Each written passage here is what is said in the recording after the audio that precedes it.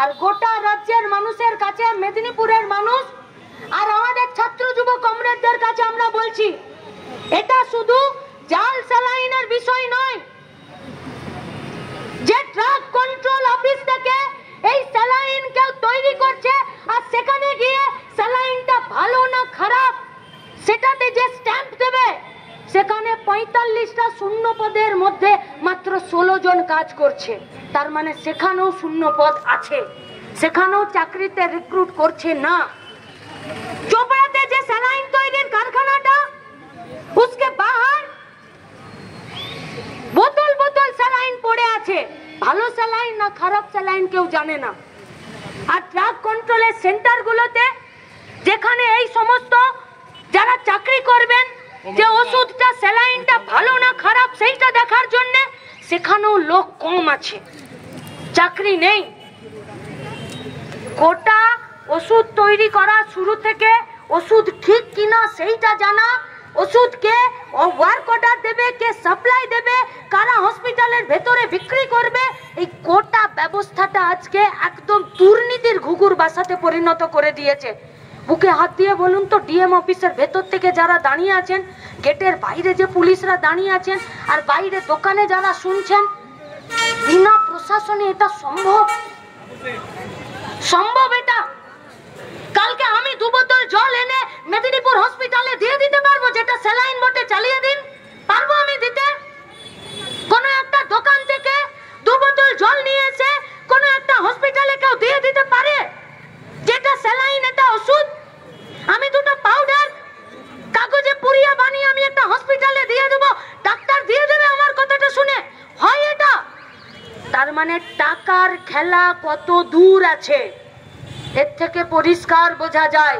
এমনি এমনি সন্দীপ ঘোষ মর্গে থাকা ডেড বডির সাথে সহবাস করানোর পণ ফিল্ম বাজারে বিক্রি করার পরও সন্দীপ ঘোষকে রাজ্যের স্বাস্থ্যমন্ত্রী তাকে পানিশমেন্ট দিতে পারে না, তাকে সাসপেন্ড করতে পারে না, তাকে প্রাইজ পোস্টিং আর প্রমোশনাল পোস্টিং দেয়।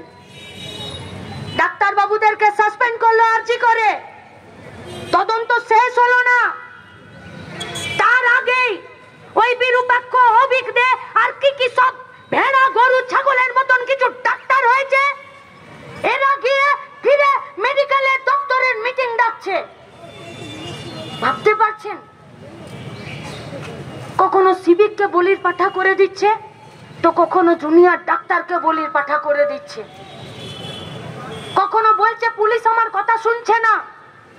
আমরা শুধু জুনিয়র ডাক্তার থেকে শুরু করে মেডিকেলের স্টাফ, ডিএম অফিসে যারা সরকারি চাকরি করছেন, পুলিশ, আমরা আপনাদেরকে বলতে চাইছি, জনতার রাগের ক্ষোভের আগুনে নিজেদেরকে পুড়তে দেবেন না। এই সরকারটা ডুববে, ডোবার আগে আপনাকে নিয়ে ডোবার চেষ্টা করছে। তাই যদি নিজে বাঁচতে চান তাহলে আইন অনুযায়ী মানুষের সাথে নিরপেক্ষভাবে কাজ করুন। আর গোটা দপ্তরটা, গোটা দপ্তর, এই গোটা রাজ্য সরকারের প্রত্যেকটা দপ্তর আজকে পশ্চিমবঙ্গের সাধারণ মানুষের জীবন নিয়ে খেলছে। তাই আপনাদের কাছে আমাদের কথা, শুধুমাত্র মেদিনীপুর মেডিকেল কলেজে নয়, আপনাদের মনে পড়ছে আরজি করে যখন এই কারণ কে চুরি করছে মাঝখানে পুলিশ দাঁড় করিয়ে দিচ্ছে, কে জাল স্যালাইন বেচছে মাঝখানে পুলিশ দাঁড় করিয়ে দিচ্ছে, এমএসভিপির বিরুদ্ধে কমপ্লেন হবে, পুলিশ বলছে আমি এফআইআর নিতে পারবো না, কে কোথায় গুলি করছে মরছে পুলিশ, পুলিশ বলছে জানের জ্বালা হয়ে গেছে তৃণমূল সরকারটা। এদের সব থেকে বেশি সমস্যা এই যে সামনেটা যে দাঁড়িয়ে যেখানে বক্তব্য দিচ্ছে, ডিএ পুলিশের দরকার হয় না, ও টেবিলের তলায় জোগাড় হয়ে যায়। এই জাল স্যালাইনে কিছু হোক আর না হোক, তৃণমূলের ওইসব বালি চোর, গরু চোর, কয়লা চোর মন্ত্রীগুলোকে পুলিশ ধরতে গেলে বুকে ব্যথা নিয়ে সরকারি হসপিটালে ভর্তি হতো না, ওইটা বন্ধ হয়ে গেছে ভয়ে, আর যাচ্ছে না হসপিটাল ভর্তি হতে, আর যাচ্ছে না। আমাদের আজকের এই ডিএম ঘেরাবে 2-3টে পরিষ্কার কথা। এক, ডিএম যদি না জানে যে কারা জাল স্যালাইন বানিয়ে জাল স্যালাইনে ভালো স্ট্যাম্প লাগিয়ে আর মেডিকেল কলেজে ওয়ার্ক অর্ডার দিয়ে আর সেখানে জাল স্যালাইনের, জাল ওষুধের সাপ্লাই হয়ে গেল, তাহলে এই ডিএম এর কাছে পদত্যাগ চাইতে মানুষের যাওয়া উচিত নয়, ওর নিজের চেয়ার ছেড়ে দেওয়া উচিত, ওর নিজের চেয়ার ছেড়ে দেওয়া উচিত।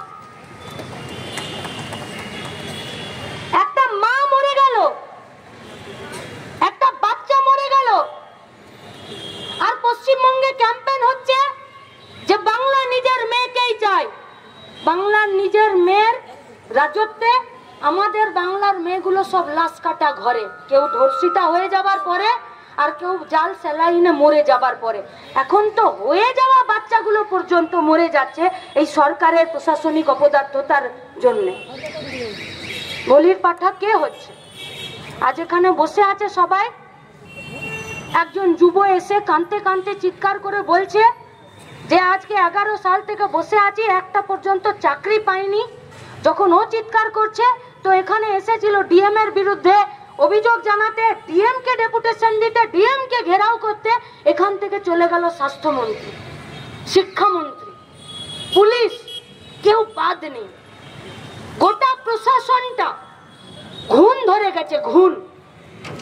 Police, doctor, medical staff, BLRO office, ration, voter card, Aadhaar card, caste certificate, যে যেখান থেকে যা সরকারি কাজ হয় প্রত্যেকটা জায়গা দুর্নীতিতে ডুবে গেছে। রাস্তা দখল করা ছাড়া আমাদের কাছে আর কোনো উপায় নেই। সঞ্জয়ের যাবজ্জীবন হয়ে গেল। 15 তারিখ সকালে স্বাধীনতা দিবসে যখন পুলিশ আমাদেরকে মিছিল করতে দিল না, তারপরে যখন 300-র বেশি ছাত্র, যুব, মহিলা কমরেডদেরকে লালবাজার ডেকে আমাদেরকে জেরা করলো ঘন্টার পর ঘন্টা, সিবিআই যখন আমাদেরকে ডেকে জেরা করলো, তখন এই মেদিনীপুর মেডিকেল কলেজের কিছু জুনিয়র ডাক্তাররা ছিল যারা সন্দীপ ঘোষকে কেন সেখান থেকে বের করে দেওয়া হচ্ছে তার বিরুদ্ধে বড় বড় পোস্টার নিয়ে আর মেদিনীপুর মেডিকেল কলেজে দাঁড়িয়েছিল। সোশ্যাল মিডিয়ায় দেখা গেল। কেন? বলছে তুমি যদি না দাঁড়াও তাহলে তুমি মেধাতে আর পড়াশোনা করে চাকরি পাবে কি না পাবে, ডাক্তার হবে। নাটক আরজি করে সিবিআই সেই উঠোনে নাচ করতে শুরু করলো, আর যখন সাজা ঘোষণা হলো তখন সেই সঞ্জয়কে একা দোষী সাব্যস্ত করে দিল। তারপরে রাজ্যের মুখ্যমন্ত্রী, রাজ্যের সরকারের, রাজ্যের তৃণমূল কংগ্রেস পরিচালিত সরকারের দ্বিতীয় ধাপের নাটক শুরু হয়েছে। আমরা কি পেলাম বলতে পারেন? আমরা পেলাম জাল সেলাইন, আমরা পেলাম জাল ওষুধ, আমরা পেলাম জাল ওষুধ তৈরি করার কারখানা, ফ্যাক্টরি, আমরা পেলাম জাল ওষুধ কারখানা থেকে চলে আসা ফেয়ার প্রাইস শপে সেখানে স্টক হওয়া। আমরা যখন সায়েন্টিস্টের বাবা হতে লাগছে না, ডাক্তার হতে লাগছে না, স্যালাইনের বোতল বাইরে থেকে দেখে বোঝা যাচ্ছে যে ভেতরে শ্যাওলা ফাঙ্গাস ভাসছে। ফেয়ার প্রাইস শপের মালিককে, যে ওখানে বসে আছে, তাকে পেশেন্ট পার্টি বলছে কি স্যালাইন খারাপ है, ও বলছে আমার কিছু করতে পারবি না। কেন ভাই? কেন? কাকে পয়সা দিচ্ছ? চাল চুরি থেকে শুরু করে চাকরি চুরি, চাকরি চুরি থেকে শুরু করে ওষুধের মান পর্যন্ত কমে যাওয়া, সেখানেও টাকা খাচ্ছে আমাদের রাজ্যের সরকার। আর বাঁচার জায়গা আছে? আমাদের তো নির্দিষ্ট দাবি, এসএফআই, ডিওয়াইএফআই, অ্যাডভা, এমএসভিপির বিরুদ্ধে কোতোয়ালি থানাতে এফআইআর করলো। আইসি আছে এখানে, সুমিত এখানে আইসি, কোতোয়ালি থানার পুলিশরা এসেছে। কত বড় নির্লজ্জ এরা যে একটা এমএসভিপির বিরুদ্ধে এসএফআই, ডিওয়াইএফআই, অ্যাডভা যে কমপ্লেনটা করলো, সেই কমপ্লেনের এগেইনস্টে এদের কোনো ছানবিন, কোনো তদন্ত, কোনো কাজ, একটা কাগজ কিছু দিল এরা। গরিব মানুষ কোথায় যাবে বলতে পারেন যদি পুলিশের এই ভূমিকা হয়? এরা বলছে যে আমাদের মাগুলোকে এরা জাল স্যালাইন দিয়ে খুন করেছে, আমাদের বাচ্চাগুলোকে খুন করেছে, পশ্চিমবঙ্গের মেয়েদেরকে রেপ করেছে। তার বিরুদ্ধে যখন পশ্চিমবঙ্গের মা বোনেরা 14 তারিখ রাত থেকে আজকে 22 তারিখ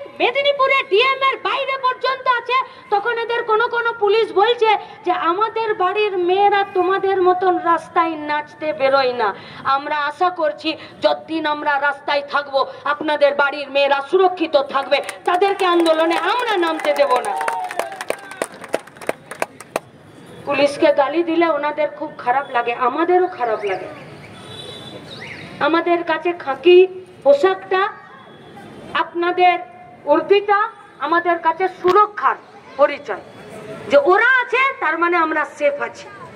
আর আপনারাই যদি আমাদের ছাত্র কমরেডের মাথাতে ডান্ডা মারেন তাহলে আপনাদের ট্রেনিং কি করে হয়েছে এটা আমাদেরকে বুঝতে হবে, যে আপনারা কি করে পায়ে প্রথমে না মেরে মাথাতে লাঠি মারছেন। শুনে রাখুন, দিন একদিনে যাবে না, এরপরেও সরকার আসবে, সেদিন কিন্তু আপনাদের ট্রেনিং বামপন্থীরা করাবে যে কোথায় লাঠি মারতে হয়। কিন্তু আমরা আপনাদেরকে চাই দেখতে সুরক্ষার একজন প্রহরী হিসাবে, সুরক্ষার প্রহরী হিসাবে।